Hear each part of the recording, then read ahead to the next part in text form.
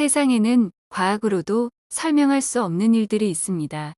혹은 너무 오래전 일이라 그 진실이 영원히 묻혀버린 사건들이 있죠. 오늘은 117명의 사람들과 함께 역사 속으로 사라진 로어노크 섬 식민지의 미스터리, 그 이야기를 시작합니다. 호기심을 탐구하다. 호시탐탐. 1584년 엘리자베스 1세 여왕은 스페인을 견제할 비밀 거점을 모색했고, 영국의 탐험가 월터 롤리는 여왕의 부름을 받았습니다. 그녀의 명령은 단 하나, 스페인의 눈을 피해 새로운 땅을 찾아라. 영국은 당시 세계의 패권을 쥐고 있던 스페인에 맞서기 위해 대서양 건너 새로운 전략 거점을 원했습니다. 그곳은 스페인 보물선을 습격하기 좋은 위치이자 금과 은, 그리고 새로운 희망이 잠들어 있는 미지의 땅. 1584년 영국의 탐험가 월터 롤리경은 엘리자베스 여왕의 특허장을 받아 신대륙 개척에 나섭니다. 목적은 분명했죠. 스페인을 견제하고 새로운 부하 거점을 확보하는 것. 그리고 그 미지의 땅 중 하나가 바로 루어노크 섬이었습니다. 이곳은 바다와 습지로 둘러싸여 있어 방어에 유리했고, 대서양 항로와도 가까운 전략적 요충지였죠. 정찰대가 루어노크 섬을 조사합니다. 온화한 바람, 비옥한 땅, 그리고 원주민과의 첫 만남. 보고는 긍정적이었죠. 식민지는 제국의 미래였습니다. 군사적 거점, 새로운 자원, 그리고 모험의 상징. 1585년 수십 명의 개척민이 출항합니다. 요새를 세우고 본격적인 정착을 시작했습니다. 하지만 지형은 거칠었고 바다는 험했습니다. 보급선이 들어오기 어려운 곳이었죠. 정착 후에도 쉽지 않았습니다. 시간이 흐르자 원주민과의 긴장이 높아졌고, 사소한 오해와 다툼이 쌓이며 영국인과 원주민 사이의 신뢰가 무너졌습니다. 식량은 점점 줄고 병과 굶주림이 덮쳤습니다. 도움의 손길은 보이지 않았죠. 결국 일부는 귀국을 결심합니다. 첫 시도는 실패로 끝났습니다. 하지만 월터 롤리는 포기하지 않았고, 곧 더 큰 미스터리가 찾아오게 된 거죠. 그로부터 2년 뒤 1587년 월터 롤리는 조나이트 총독과 새로운 개척단을 조직합니다. 이번엔 가족 단위의 이주민 117명이었습니다. 그들은 새로운 시작을 꿈꾸며 바다를 건넜죠. 도착한 섬은 적막했습니다. 1차 식민지의 흔적만 남아 있었죠. 버려진 요새, 무너진 담, 그리고 사라진 사람들. 1차 개척 실패의 주된 이유 중 하나는 원주민과의 좋지 못한 관계라 생각했습니다. 그래서 조나이트 총독은 그들과 우호적인 관계를 맺으려 노력했습니다. 새 집을 짓고 농지를 일구고 마을을 다시 세웠습니다. 원주민과의 무역과 대화를 시도하며 평화를 유지하려 애썼죠. 그리고 8월, 한 아이가 태어났습니다. 버지니아 대어, 존 화이트의 딸과 그 사위 사이에서 태어난 신대륙에서 첫 영국인 아이였죠. 사람들은 그녀를 새로운 시대의 상징으로 여겼습니다. 그러나 위기는 곧 찾아왔습니다. 1587년 겨울, 루어노크 섬의 하늘은 잿빛으로 물들어 있었습니다. 식량 창고는 바닥을 드러내고 원주민과의 관계마저 불안해지던 그때, 총독 조나이트는 깊은 고민 끝에 결심합니다. 내가 돌아가야 한다. 더 많은 식량과 사람을 데리고 돌아오겠다. 하지만 그 결심은 곧 가장 고통스러운 선택이 됩니다. 왜냐하면 이곳엔 그의 딸 엘리노어, 그리고 갓 태어난 손녀 버지니아가 있었기 때문이죠. 그는 부둣가에서 가족의 손을 꼭 잡으며 말했습니다. 곧 돌아오겠다. 절대로 오래 걸리지 않을 거다.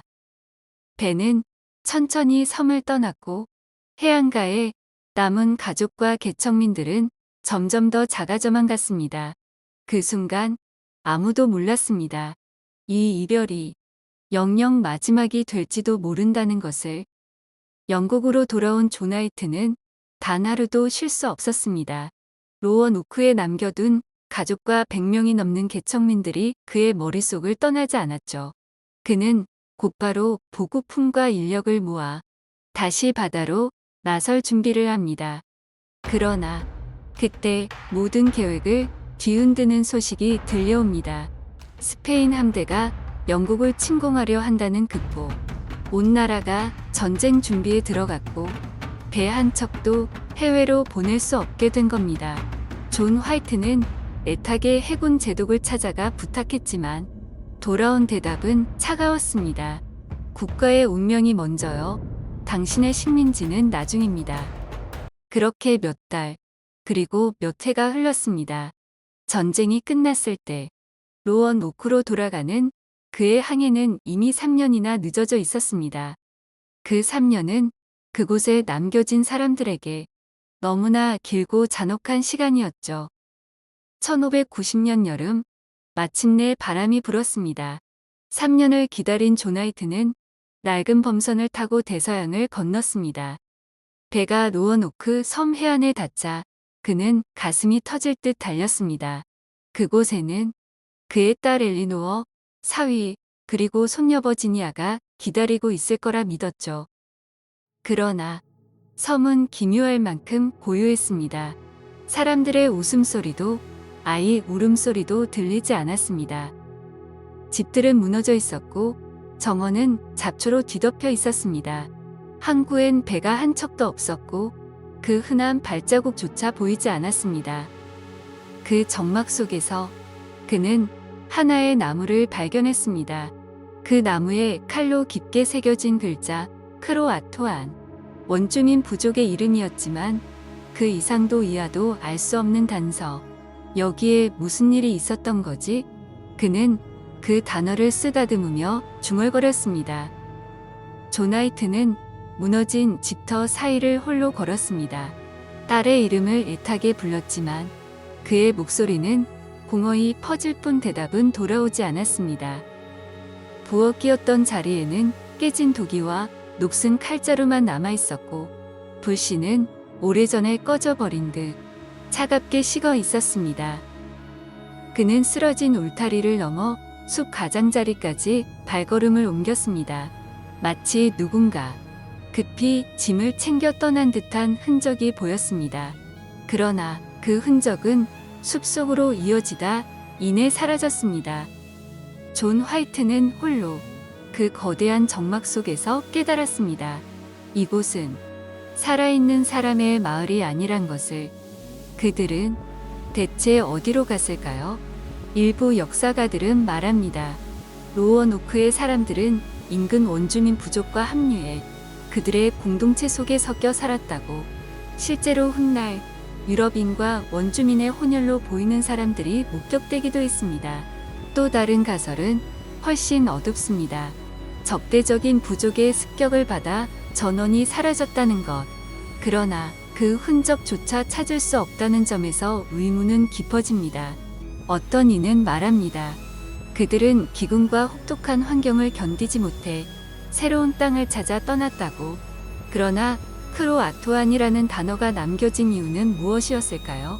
심지어 초자연적 현상을 주장하는 이들도 있습니다. 섬 전체가 설명할 수 없는 무언가에 휩쓸려 사라졌다고. 수백 년이 흐른 지금까지 이 미스터리는 풀리지 않았습니다. 그리고 우리는 여전히 묻습니다. 그들은 대체 어디로 사라진 걸까요? 오늘은 로어노크 섬 사라진 사람들에 대해 알아봤습니다. 혹시 여러분들은 알고 계셨나요? 모르고 계셨다면 앞으로도 저와 함께 더 많은 호기심을 탐구해봐요. 혹시 알고 싶은 미스터리와 호기심이 있다면 댓글에 남겨주세요. 재밌게 시청해주셨다면 구독과 좋아요는 큰 힘이 됩니다.